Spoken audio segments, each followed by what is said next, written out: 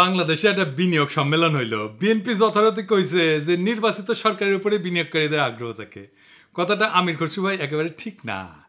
আমি বাংলাদেশের এক্সাম্পল দিই। 2007-8 সালে তখন তো 111-এর সরকার আপনাদের পাশে লাথি দিয়ে খেদায় দিয়ে তারপরে আসছিল, অনির্বাচিত সরকারই তো ছিল। এফডিআই প্রবাহ প্রায় $1 বিলিয়ন ছাড়া যায়, এটা একটা রেকর্ড ছিল। আমির খসরু ভাই, আপনি তো সিনিয়র নেতা, কথাবার্তা তো বুঝা বলবেন।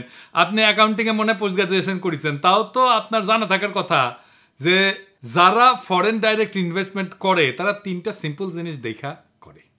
এইটারে বলা হয় ডানিংস ওএলআই প্যারাডাইম অথবা একলেকটেক প্যারাডাইম। একটা বিখ্যাত একটা স্কলারলি মডেল যা বিদেশি বিনিয়োগ ব্যাখ্যা করতে ব্যবহার করা হয়। ওএলআই মানে হইতেছে ওতে ওনারশিপ অ্যাডভান্টেজ, কোম্পানির নিজস্ব প্রযুক্তি, ব্র্যান্ড, প্যাটেন্ট বা ম্যানেজমেন্ট দক্ষতা কেমন, এইটার উপরে ভিত্তি করে এই ওটা বিবেচনা করা হয়। এল হচ্ছে লোকেশন অ্যাডভান্টেজ, যে নির্দিষ্ট দেশের মানে যে দেশে বিনিয়োগ করতে যাচ্ছে সে দেশের ভৌগোলিক, অর্থনৈতিক, রাজনৈতিক, সামাজিক সুবিধা কি আছে সেটা দেখে। আর আইতে হইতেছে ইন্টারনালাইজেশন অ্যাডভান্টেজ, মানে কোম্পানি কেন নিজেই বিনিয়োগ করবে অন্য কাউকে লাইসেন্স না দিয়া। তো এই মডেলটা দিয়ে ব্যাখ্যা করা যায় যে কেন এফডিআই আসবে, বিনিয়োগ কেন করবে, কিসের ভিত্তিতে বিনিয়োগ করবে।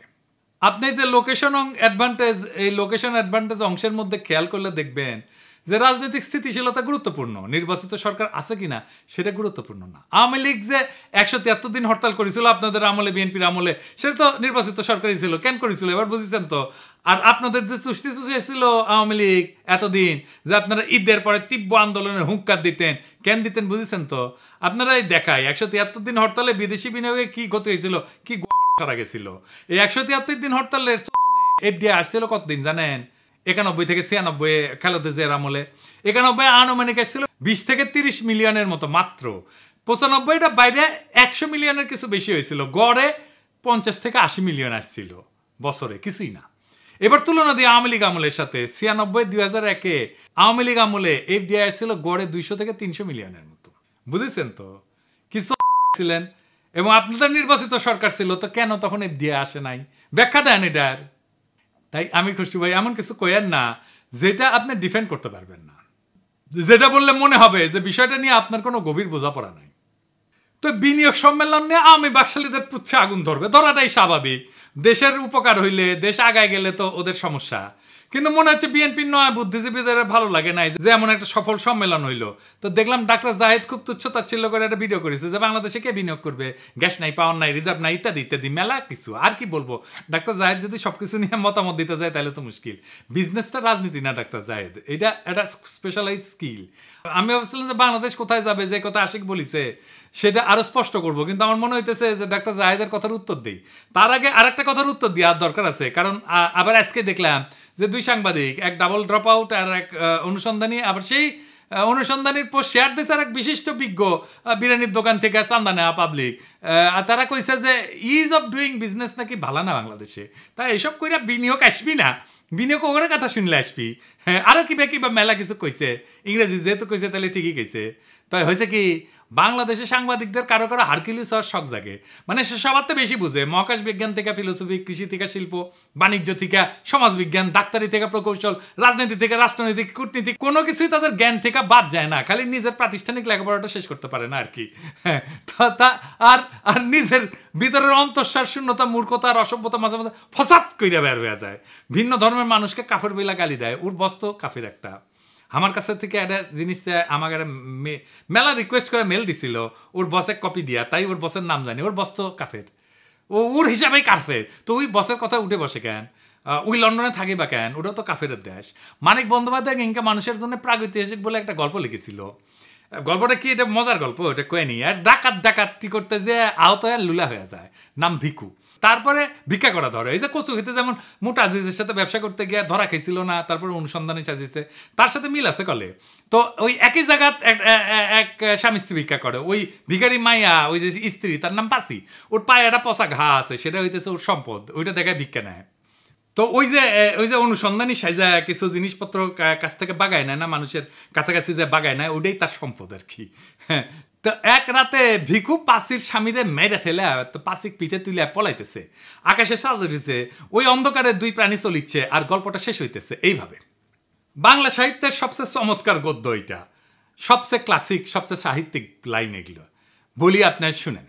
হয়তো এই চাঁদ আর এই পৃথিবীর ইতিহাস আছে, কিন্তু যে ধারাবাহিক অন্ধকার মাতৃগর্ভ হইতে সংগ্রহ করিয়া দেহের অভ্যন্তরে লুকাইয়া ভিখু ও পাচি পৃথিবীতে আসিয়াছিল, এবং যে অন্ধকার তাহারা সন্তানের মাংসল আবেষ্টনীর মধ্যে গোপন রাখিয়া যাইবে, তাহা প্রাগৈতিহাসিক। পৃথিবীর আলো আজ পর্যন্ত তাহার নাগাল পায় নাই, কোনোদিন পাইবেও না। এই যে অনুসন্ধানী যে ধারাবাহিক অন্ধকার নিজের মাংসল আবেষ্টনীর মধ্যে লুকাইয়া পৃথিবীতে আসিয়াছিল, লন্ডনের আলো তাহার নাগাল পায় নাই, কোনোদিন পাইবেও না। যাই হোক, কচু খেতে ইংরেজি যেটা কইছে সেটা কি ঠিক আছে? ঠিক কইছে। এই যে ইজ অফ ডুইং বিজনেস, এটা সূচক করতো বিশ্বব্যাংক 2021 সালে এটা বন্ধ করে দেয়। এর প্রধান কারণ ছিল তথ্য জালিয়াতি এবং রাজনৈতিক প্রভাব। চীন, সৌদি আরব এবং আজারবাইজানের র্যাঙ্ক উন্নত করতে বিশ্বব্যাংকের উচ্চ পর্যায়ের কর্মকর্তারা গবেষকদের উপর চাপ দিছিল, তদন্তে এই অনিয়মের প্রমাণ মেলে। তো তারপরে বিশ্বব্যাংক এই সিদ্ধান্ত নিয়ে 2021 সালে এটা বন্ধ করে দেয় এবং নতুন একটা সূচক তৈরির উদ্যোগ নেয়। নতুন সুযোগটা কি? নতুন সুযোগ হইতেছে বিজনেস রেডি, এটাকে বি রেডি বলে। এটাও ওয়ার্ল্ড ব্যাংকের একটা সূচক। 2024 সালে বিশ্বব্যাংক চালু করে এই বি রেডি, যা ব্যবসা পরিচালনা, পরিবেশ, সক্ষমতা পরিমাপ করে। এই 10টা সূচকের মাধ্যমে এটা মূল্যায়ন করে।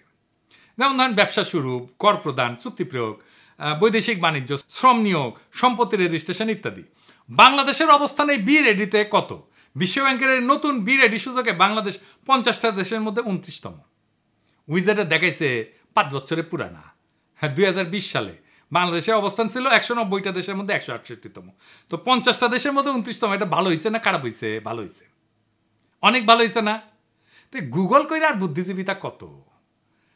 বাংলাদেশে বিনিয়োগ আসবে, বিপুল বিনিয়োগ আসবে, কারণ বিনিয়োগ ডেস্টিনেশন হিসেবে বাংলাদেশের অনেক অ্যাডভান্টেজ আছে। আগামী 5 বছরে এই দেশে আপনি চিনতে পারবেন না। আমি একটা এক্সাম্পল দিই। আপনারা জানেন আমি মার্কেটিংয়ের লোক, আমি মার্কেট অ্যাক্সেসের লোক না। কোম্পানি নতুন কোন মার্কেটে কাজ শুরু করবে সেটা যারা সিদ্ধান্ত নেয়, এটা হইতেছে মার্কেট অ্যাক্সেসের লোক। আমার কোম্পানিগুলো বাংলাদেশে আসছে, মানে আমি যার জন্য কাজ করি, আমি যেটি চাকরি করি, আমার কোম্পানিগুলো কি কি জানেন তো? আমি যেটা গ্লোবাল মেডিকেল রিলেশনসে কাজ করি, অনেকে ভাবে আমি কসমেটিক্স নিয়ে কাজ করি। আমি কাজ করি ভিসি ল্যাবরেটরিজ, সেরাবে, স্কিনসিউটিক্যালস, লারোস-পোজে আর স্কিন বেটার সায়েন্স নিয়ে। এই 5টা কোম্পানি আসছে, 5টা বাংলাদেশে। কত চাকরি হবে চিন্তা করেন। আমার এই টিমে রাখিছে যারা কাজ করিচ্ছে এটা নিয়ে। তো এই মার্কেট অ্যাক্সেস নিয়ে পড়াশোনা করার লাগিচ্ছে, পুরে পুরে বোঝা লাগিচ্ছে এই জিনিসটা কি। তো আর বাংলাদেশ কেন একটা অ্যাট্রাক্টিভ ডেস্টিনেশন তা বুঝতে পারছি।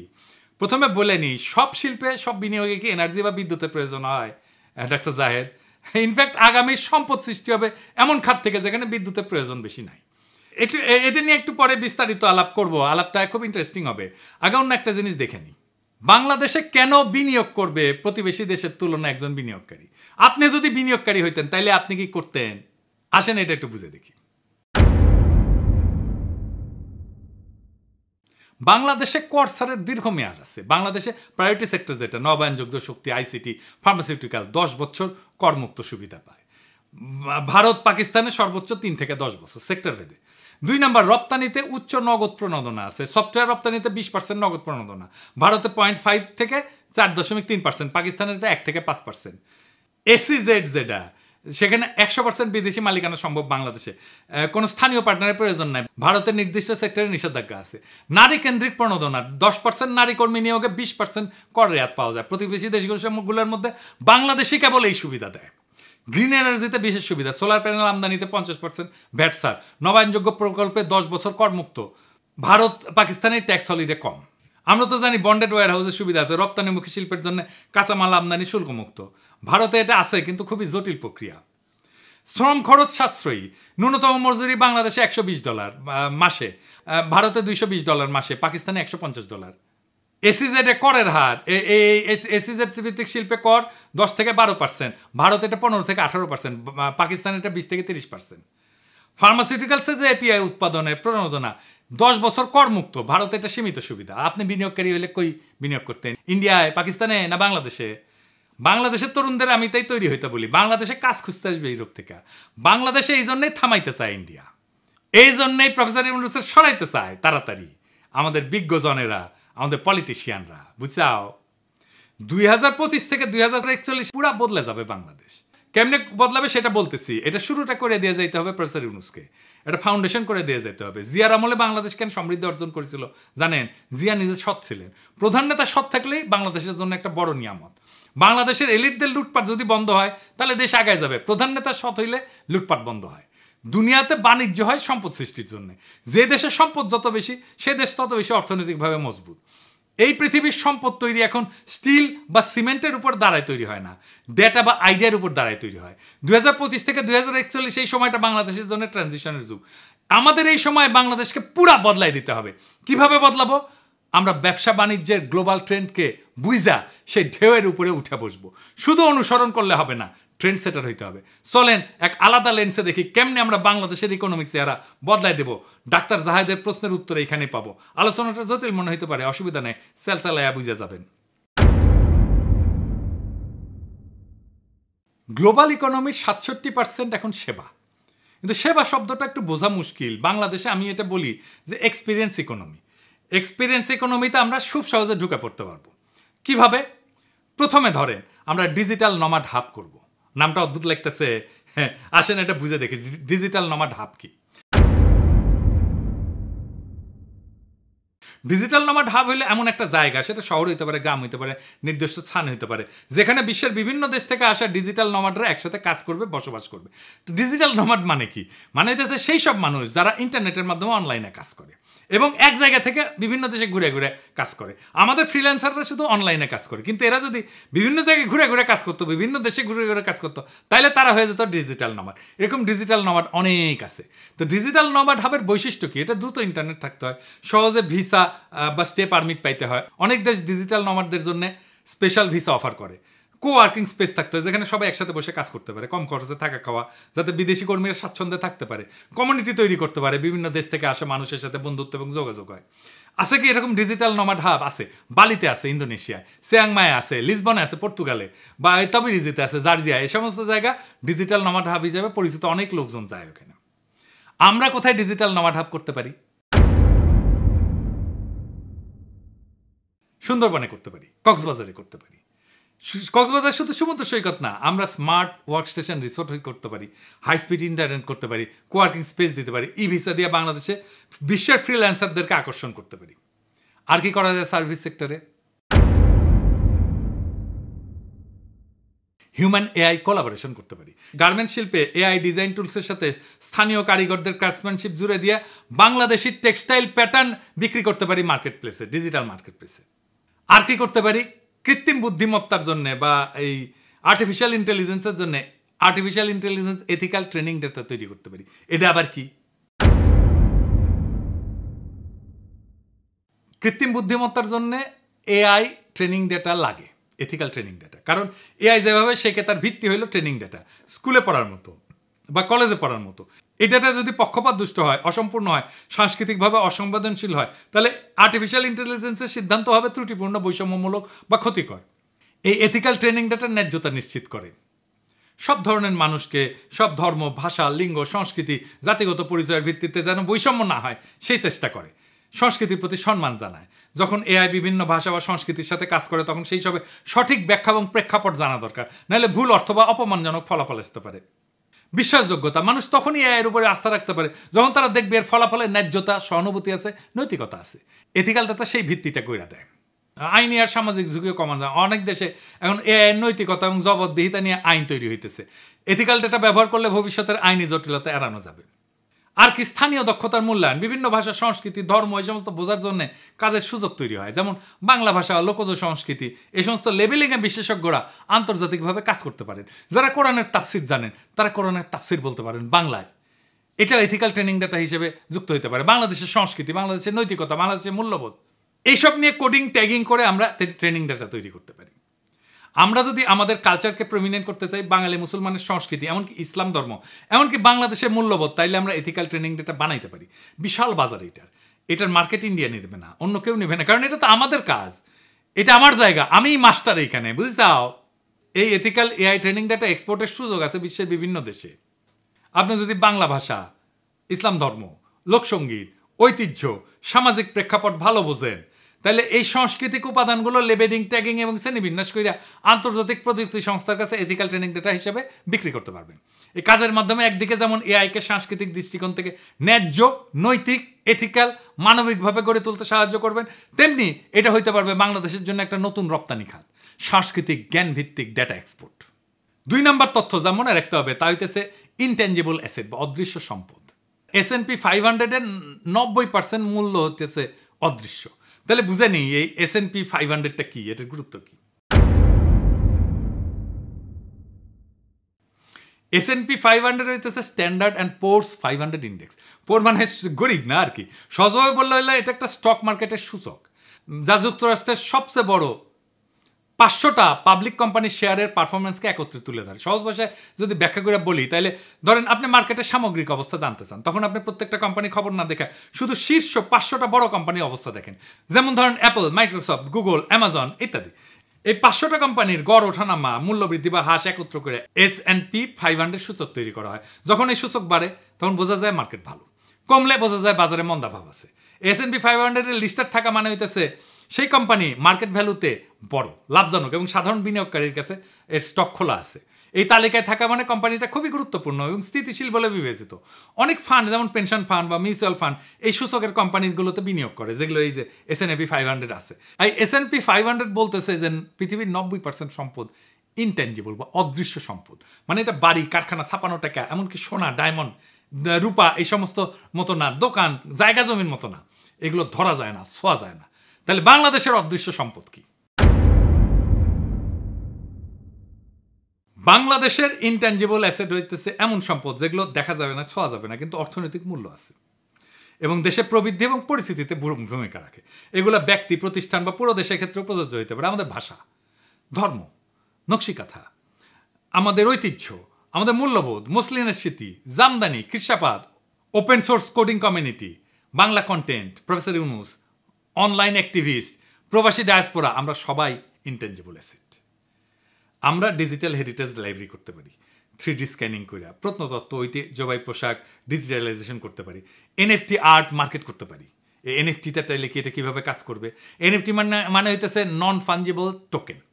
এইটার আর্ট তৈরি করার একটা দুর্দান্ত উপায় দেশের সংস্কৃতি, ঐতিহ্য, ব্র্যান্ড ভ্যালু বিশ্ববাজারে তুলে ধরা। এটা শুধু অর্থ উপার্জনের জন্য না, বরং জাতীয় পরিচয়কে গ্লোবাল করার একটা স্মার্ট মাধ্যম। আর একটু বিস্তারিত বুঝে দেখি। প্রথমে NFT আর্ট মানে কি? NFT আর্ট হলো ডিজিটাল আর্টের একটা ইউনিক কপি যা ব্লকচেনে নিবন্ধিত থাকে, যেমন digital painting, video clip, music, কবিতা, এমনকি এই যে GIF, যেটা। বাংলাদেশের ইনট্যাঞ্জিবল অ্যাসেট দিয়ে NFT মানে কি কি বানাইতে পারি? সংস্কৃতি, লোক কাহিনী থেকে অনুপ্রাণিত ডিজিটাল আর্ট বানাইতে পারি। জামদানি বা নকশিকাতা ডিজাইন আধুনিক রঙে রিইমাজিন করে আমরা বানাইতে পারি। পয়লা বৈশাখের শোভাযাত্রা, 21শে ফেব্রুয়ারি, 24শের বর্ষা বিপ্লব, এই বিপ্লবের গ্রাফিতি, ভিডিও ক্লিপ, বৈশাখী মেলা, এসব থিমে NFT প্রিন্টিং করতে পারি, অ্যানিমেশন করতে পারি। লোক কাহিনী, পুরাণ, নকশিকাতার মাত, বেহুলা লক্ষিন্দর নিয়ে ডিজিটাল ইলাস্ট্রেশন করতে পারি। ঐতিহাসিক মুহূর্ত বা ব্যক্তি, বর্ষা বিপ্লবের অ্যানিমেটেড ক্লিপ, অডিও আর্ট, বর্ষা বিপ্লবের পোস্টার ডিজাইন NFT করতে পারি। খিরসাপাতাম, জামদানি, শীতলপাটি, এসব নিয়ে NFT অ্যানিমেশন করতে পারি। মেড ইন বাংলাদেশ ট্যাগ নিয়ে গার্মেন্ট শ্রমিকের গল্প বলতে পারি, সেটাকে NFT করতে পারি। সাউন্ড এবং মিউজিক NFT করতে পারি, যেমন ধরেন পল্লীগীতি, ভাওয়া, নজরুল গীতি, বর্ষা বিপ্লবের র্যাপ, এগুলো রিমিক্স বা ফিউশন ভার্সন NFT হিসেবে প্রকাশ করতে পারি। দোতারা বা একতারা, যেগুলো আমাদের নিজেদের যন্ত্র, সেই বাদ্যযন্ত্রদের পরিবেশনা করতে পারি, NFT আর্ট তৈরি করতে পারি। এটা কেমনে বিক্রি করতে হয়, এটা তৈরি করতে হয় কেমনে, এটা একটু বুঝাই কই। মির্জা আব্বাসকে একটু কইয়া দিয়েন, চান্দা তোলা ছাড়াও আগামীর দুনিয়ায় উপার্জনের অনেক উপায় আছে। উনি তো চান্দা তোলা ছাড়া কিছু জানেন না, শিখা রাখুক। প্রথম ধাপে আইডিয়া এবং ডিজাইন, যেমন লোকশিল্প, ইতিহাস, কবিতা বা সাউন্ড ক্লিপ থেকে অনুপ্রাণিত হয়ে ডিজাইন তৈরি করতে হবে। এখানে ডিজিটাল আর্টিস্ট বা AI ইমেজ জেনারেটর ব্যবহার করতে পারেন। 2 নাম্বার, ব্লকচেনে এটা মিন্ট করতে হয়, মিন্টিং বলে। মানে একটা NFT মার্কেট প্লেস, যেমন ধরেন OpenSea, এখানে একটা অ্যাকাউন্ট খুলতে হবে, তারপর আপনার ডিজিটাল ফাইল আপলোড করতে হবে, কইরা ব্লকচেনে রেজিস্টার করতে হবে, এটাই বলে মিন্টিং। 3 নাম্বার ধাপ হচ্ছে বিক্রির জন্য তালিকাভুক্ত করতে হবে, মূল্য ঠিক করতে হবে। আপনি এটা রয়্যালটি সহকারে বিক্রি করলে কত নেবেন, বিডিং করলে কত, এগুলো ঠিক করলেন। আপনার NFTকে কীভাবে বাংলাদেশকে রিপ্রেজেন্ট করে তা গল্পের মাধ্যমে বলেন। 4 নাম্বার হচ্ছে প্রমোশন, সোশ্যাল মিডিয়াতে তুলে ধরেন। প্রবাসী বাংলাদেশিদের কাছে এবং NFT কালেক্টর আছে, তাদেরকে টার্গেট করে আপনি মার্কেটিং করেন। আমরা মুসলিম নিয়ে দারুণ কাজ করতে পারি। কিভাবে? আসেন একটু বুঝে দেখি। প্রাচীন ঢাকায় মুসলিনের হারানো কৌশল ন্যানো টেকনোলজি দিয়ে পুনরুদ্ধার করে একে বিশ্বের লাক্সারি ফ্যাশন মার্কেটে ফিরে আনার প্রকল্প নিতে পারি। ন্যানো মাইক্রোস্কোপি এবং জেনেটিক ইঞ্জিনিয়ারিং দিয়া প্রাচীন সুতা এবং কটন প্রজাতি ফিরে আনতে পারি। ন্যানো স্পিনিং এবং এআই ডিজাইন দিয়ে আধুনিক পোশাকে রূপ দিতে পারি। গুচি বা প্রাদা এরকম বিখ্যাত ব্র্যান্ড যেগুলোর সাথে সাথে পার্টনারশিপ করে এক্সক্লুসিভ কালেকশন তৈরি করতে পারি। স্টোরি টেলিং এবং হেরিটেজ ব্র্যান্ডিং দিয়ে উচ্চ মূল্যের বাজারে প্রবেশ করতে পারি। বিশ্ববাজারে মেড ইন বাংলাদেশের মর্যাদা বৃদ্ধি পাবে। তাইলে বাংলাদেশে কারিগর এবং কৃষকের জন্য নতুন কর্মসংস্থান হবে। বছরে বিলিয়ন বিলিয়ন ডলার আমরা এটা রপ্তানি করতে পারবো। এক কথায় মসলিনের ইতিহাসকে ভবিষ্যতের প্রযুক্তিতে গাইথা বিলিয়ন ডলারের ইন্ডাস্ট্রি করতে পারি আমরা এখান থেকে। 3 নাম্বার তথ্য মনে রাখতে হবে, তা হইতেছে ক্রস ইন্ডাস্ট্রি ইকোসিস্টেম। সেটা আবার কি তথ্য মনে রাখতে হবে? সেটা হইতেছে 30% গ্লোবাল রেভিনিউ এই ক্রস ইন্ডাস্ট্রি থেকে আসে। কিরকম? যেমন ধরেন টেলিমেডিসিন, এটা ক্রস ইন্ডাস্ট্রি ইকোসিস্টেম। মেডিসিনের সাথে আইটি একসাথে মিলে টেলিমেডিসিন। এইরকম কি কি হইতে পারে আর দেখি আসেন। বাংলাদেশে কৃষি এবং টেকনোলজিকে জোরে লাগায় ভার্চুয়াল ফার্মিং করতে পারি। বাংলাদেশে গ্রামের কৃষকেরা মেটাভার্সে তাদের জমির ডিজাইন টুইন বানাবে। আইওটি সেন্সর দিয়ে রিয়েল টাইম ডেটা দেখা বিদেশি ইনভেস্টররা এই ফসল কিনতে পারবে। তারপরে স্মার্ট ফিশারিজ ব্লকচেন করতে পারি। ইলিশের সাপ্লাই চেন ট্র্যাক করতে ব্লকচেন ব্যবহার করতে পারি। ইউরোপের সুপার মার্কেটে স্ক্যান করলে ইলিশ মাছে ভোক্তা দেখবে যে কোন মাছের নৌকা থেকে কোন সময় কত তারিখে ধরা হয়েছিল এই ইলিশ, কোন নদীতে ধরা হয়েছিল। আর কি করা যায়? ক্লাইমেট স্মার্ট ভিলেজ করতে পারি। কি সেটা? ধরেন সুন্দরবন সংলগ্ন গ্রামগুলোকে কার্বন নিউট্রাল ট্যুরিজম জোন বানানো যায়। ট্রাভেলাররা যারা আসবে টোকেন কিনবে, গ্রিন টোকেন কিনবে, তারা কার্বন অফসেট করতে পারবে। এটা আবার কি? গ্রিন টোকেন কি? কার্বন অফসেট কি? কার্বন অফসেট টোকেন হইতেছে টুরিস্টরা যখন বাংলাদেশে ভ্রমণ করবে তাদের ফ্লাইট, গাড়ি, হোটেল ইত্যাদি থেকে নির্গত হয় নির্দিষ্ট পরিমাণ কার্বন ডাইঅক্সাইড। এই কার্বন ডাইঅক্সাইড নির্গত হওয়ার জন্যই পৃথিবীর উষ্ণতা বাড়ে। সেই জন্য যে ঝড়, ঝঞ্ঝাপ, জলোচ্ছ্বাস, বন্যা, দাবানল এগুলো তৈরি হয়। পৃথিবীর পরিবেশ নষ্ট হয়ে যায়। কার্বন নিঃসরণ কমাইতে পারলে এগুলো কমে যাবে। দেখেন না, বন্যা হইতেছে, গরম কত, এগুলো কমে যাবে, পৃথিবীর উষ্ণতা কমবে। তো এই কার্বন নিঃসরণকে পাপ হিসেবে দেখা হয় পশ্চিমে। আমাদের এই পশ্চিমের পাপ বোধকে কাজে লাগাইতে হবে। তারা বাংলাদেশে আসলে একটা গ্রিন টোকেন কিনবে, সে পাপকে মুছতে পারবে। মানে এটার অর্থ হইল যে তারা এই গ্রিন টোকেনের যেটা দাম তার সমপরিমাণ অর্থ দিল, যা এমন একটা প্রজেক্টে দিল যেই প্রজেক্ট যতখানি কার্বন সে উৎপন্ন করে আসছে সেই পরিমাণে কার্বন শোষণ বা হ্রাস করবে। সদ্বোধ। এই টোকেনের বিনিময়ে কি করতে পারে? টাকা দিয়ে আমরা সুন্দরবনে আশেপাশে গাছ লাগাতে পারি, কার্বন টানবে। সৌরবিদ্যুৎ বসাতে পারি, কার্বন টানবে। বায়ো টয়লেট তৈরি করতে পারি, ইকো ট্যুরিজম করতে পারি। প্রত্যেকটা টোকেন ট্র্যাকযোগ্য হবে ব্লকচেনের মাধ্যমে, মানে কেউ জালিয়াতি করতে পারবে না। তো ট্রাভেলারের লাভ কি? যে আসবে তার লাভ কি এই গ্রিন টোকেন কিনে? 1 নম্বর লাভ হইতেছে পরিবেশ বান্ধব পর্যটক হিসেবে আন্তর্জাতিক সার্টিফিকেট বা ব্যাচ পাবে। এটা কর্পোরেট সিএসআর বা ব্যক্তিগত সোশ্যাল প্রোফাইলে কাজে লাগবে। খুব দামি জিনিস এটা পশ্চিমে। অনেক দেশ কার্বন অফসেট টুরিস্টের জন্য ট্যাক্স বেনিফিট পাওয়া যায়, ইউরোপে তো পাওয়া যায়। ইকো ফ্রেন্ডলি ট্রাভেলার লেভেল দিয়ে তারা অন্যদের তুলনায় বেশি সম্মান সুযোগ পাবে, ডিসকাউন্ট পাবে, এক্সক্লুসিভ ট্যুর পাবে। বাংলাদেশের লাভ কি? বিদেশি টাকা ঢুকবে গ্রামীণ পরিবেশ প্রকল্পে সরকারের কোনো খরচা ছাড়াই। স্থানীয় মানুষ গাছ লাগাবে, ইকো ট্যুর গাইডিং করবে, গ্রিন হোটেল ম্যানেজমেন্ট করবে, কাজ পাবে। সুন্দরবনে উপকূলীয় এলাকা জলবায়ু সহনশীল হবে, ক্লাইমেট রেজিলিয়েন্ট বলি আমরা, সেটা হয়ে উঠবে। আন্তর্জাতিক পর্যায়ে বাংলাদেশ গ্রিন ট্যুরিজম ব্র্যান্ডিং তৈরি হবে, যা আরও ট্যুরিস্ট এবং ইনভেস্টর টানবে। আর কি করা যায়? এডুকেশনের রেভলিউশন করা যায়, স্কিল স্টক এক্সচেঞ্জ করতে পারি। সেটা কি? শিক্ষাকে এখন আর শুধু সার্টিফিকেটের জন্য না, ভবিষ্যতের ইনভেস্টমেন্ট হিসেবে ভাবা দরকার। কেউ যদি নতুন স্কিল শিখে, যেমন ধরেন কোডিং শিখলো, ইংরেজি শিখলো, সেই স্কিলের ভিত্তিতে সে অর্থনৈতিক সুবিধা পাইতে পারে। যেমন ক্ষুদ্র ঋণ বা চাকরির সুযোগ। মাইক্রো লার্নিং অ্যাপ থাকবে, এখানে রিক্সা চালক, গৃহিণী, কৃষক সবার জন্য সহজ ভাষায় 5 মিনিটের ভিডিও লেসন থাকবে। বাস্তব ভিত্তিক স্কিল যেমন বেসিক কোডিং, দৈনন্দিন ইংরেজি, ডিজিটাল লেনদেন এসব শিখবে। প্রত্যেকটা কোর্স শেষে পাওয়া যাবে ডিজিটাল ব্যাচ, যা হবে স্কিলের প্রমাণ। এই ডিজিটাল ব্যাচ জমা দিয়া লোকজন ক্ষুদ্র ঋণ নিতে পারবে বা স্বল্প মেয়াদে কাজ নিতে পারবে। এটা স্কিল প্রোফাইল তৈরি হবে তার, যা ব্যাংক, এনজিওর কাছে একজন ব্যক্তির স্কিল ক্রেডিট হিস্ট্রি হিসেবে কাজ করবে। এইভাবে শিক্ষাকে আমরা ইনভেস্টমেন্ট হিসেবে ব্যবহার করতে পারি, যেখানে শেখা মানে শুধু জ্ঞান না, আয়ের পথ খুলে যাবে। আর কি করা যায়? গেমিফাইড ভোকেশনাল ট্রেনিং করা যায়। সেটা আবার কি? গার্মেন্টস কর্মীদের জন্য আধুনিক প্রশিক্ষণ পদ্ধতি। প্রথাগত ট্রেনিং তো একঘেয়ে, সময় সাপেক্ষ। তাই গার্মেন্টস কর্মীদের প্রশিক্ষণকে ইন্টারেক্টিভ গেমের মতো বানায় ফেলা যায়, যাতে শেখাটাই হয়ে যায় মজার এবং কার্যকর একটা জিনিস। কিভাবে করা যায়? ভার্চুয়াল রিয়েলিটি এর সাথে মোবাইল সাইমুলেশন এক করতে হবে। গার্মেন্টসের মেশিন, সেলাই, কাটিং, প্রেসিং এগুলো শেখানো হবে ভার্চুয়াল পরিবেশে। ভার্চুয়াল রিয়েলিটি হেডসেট দিয়ে সাধারণ মোবাইল অ্যাপেই 360 ডিগ্রি ভার্চুয়াল ট্রেনিং করা সম্ভব। ব্যবহারকারীরা মনে করবে যে তারা বাস্তবে মেশিন চালাইতেছে, কাজ শিখতেছে।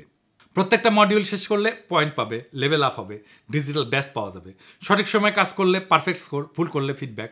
বন্ধুবান্ধবদের সাথে স্কোর তুলনা করার সুযোগ থাকবে, ফলে প্রতিযোগিতা এবং আগ্রহ বাড়বে। রিওয়ার্ডস থাকবে এবং যেটা বাস্তব সংযোগ থাকবে। পয়েন্ট জমা হলে তার রূপান্তরিত হবে বাস্তব সুবিধায়, যেমন প্রশিক্ষণের সার্টিফিকেট, পদোন্নতির সুযোগ, কর্মদক্ষতার ভিত্তিতে বোনাস বা ইনসেন্টিভ। এটা কেন দরকার? ধরেন অনেক গার্মেন্টস কর্মী পড়ালেখায় দুর্বল, তাদের জন্য ছবি, ভিডিও, গেমিং সবচেয়ে কার্যকর মাধ্যম। এটাকে ট্রেনিং মনে হবে না, ক্লাস মনে হবে না, খেলা মনে হবে।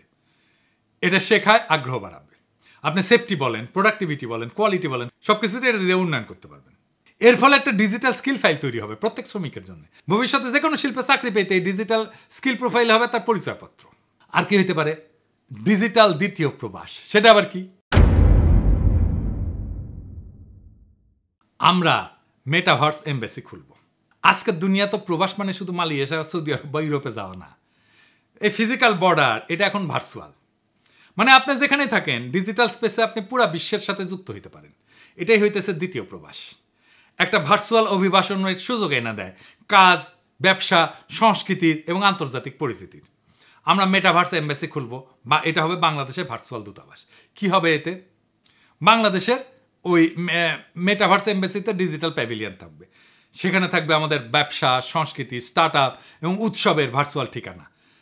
এখানে কালচারাল ইভেন্টস থাকবে লাইভ এবং ভার্চুয়াল। আমাদের নববর্ষের ফেস্টিভ্যাল থাকবে, ঈদ থাকবে, জামদানি ফ্যাশন শো থাকবে, নকশিকাঁথা প্রদর্শনী হবে, লোকসঙ্গীত হবে, কনসার্ট হবে, নাটক হবে, নাচ গান সব ভার্চুয়াল মঞ্চে। ডিজিটাল শপ থাকবে, এক্সপোর্ট বুথ থাকবে, সেখানে জামদানি, হস্তশিল্প, হোম ডেকোরেশনের পণ্য, এনএফটি যা আগে বললাম এটার মার্কেট প্লেস থাকবে। প্রবাসীদের জন্য রেমিটেন্স ইনভেস্টমেন্ট গাইড থাকবে, বাংলা কোচিং থাকবে প্রবাসীদের ছেলেমেয়েদের জন্য, সব ভার্চুয়াল সহায়তায়। ভার্চুয়াল সেবা দান করবো। এখানে আমরা ই পাসপোর্ট অ্যাসিস্ট্যান্স দেবো, চাকরি সংক্রান্ত গাইডলাইন দেবো, ভার্চুয়াল কনসালটেশন দেবো।